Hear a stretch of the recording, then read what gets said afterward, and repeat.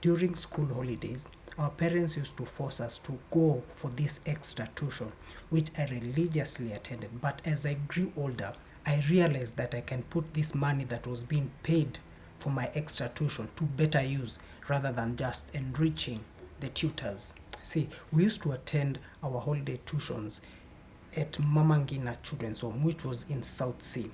So I did propose to my father, instead of going all the way to South Sea, I can pay for the same tuition in Macmillan, which was in town and only one commute from Langata. Of course, my father was intrigued by my brilliance, so he agreed and gave me money to go pay for my tuition. So for weeks I dressed up, packed my books, and left for Macmillan. Thing is, there was no Macmillan for me, and this was unknown to my father, so he would religiously give me transport to go to town, and seeing that I still had the money for tuition, I would link up with my friends and have a good time. So, as fate would have it, one day my father decided to drop me at the library. And I asked myself, what could possibly go wrong? After all, this is a public library. So off we left for Macmillan.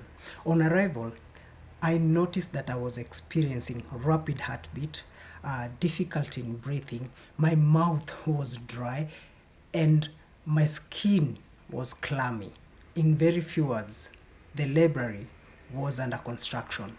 He looked at me, I gazed back, and there and then we had a gentleman's agreement. Welcome back to yet another episode of Mark B Optimize, where we endeavor to inspire us and motivate us through real life experiences.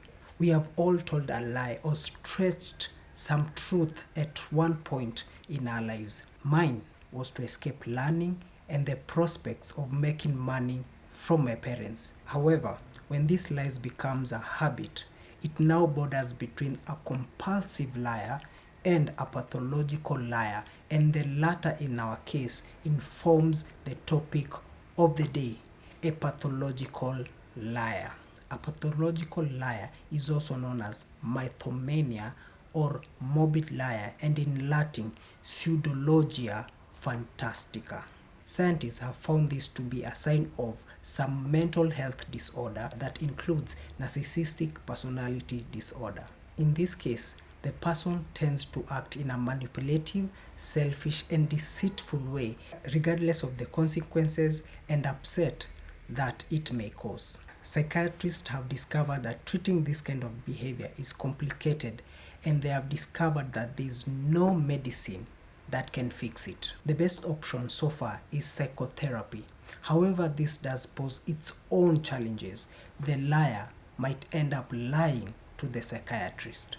And that is why, in the words of Del Archer, a pathological liar is absolutely the toughest individual to deal with as a psychiatrist, because you cannot take anything they say at face value, and you cannot fill in their personality. You do not know what is real and what is not. So, how do you deal with such a liar?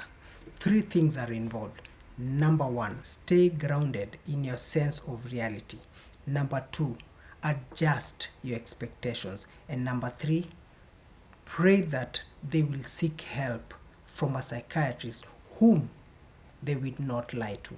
Well, friends, thank you for watching my videos, and I salute you for that. Follow me for more. And until the next one, adjust your expectations accordingly.